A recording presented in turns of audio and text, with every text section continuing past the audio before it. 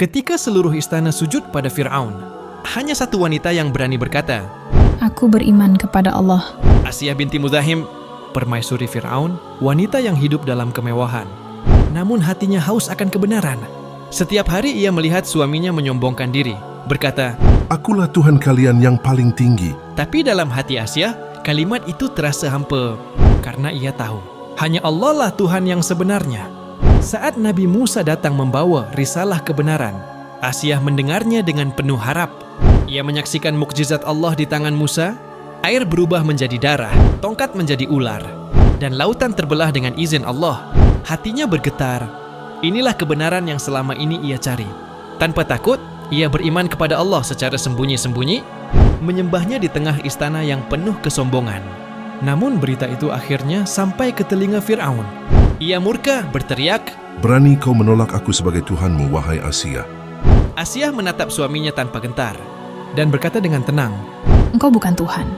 Aku beriman kepada Allah, Tuhan Musa dan Harun, Tuhan semesta alam. Kata-kata itu membuat Fir'aun kehilangan kendali. Ia memerintahkan pengawalnya, Ikat dia di tanah panas. Siksa dia sampai ia kembali menyembahku.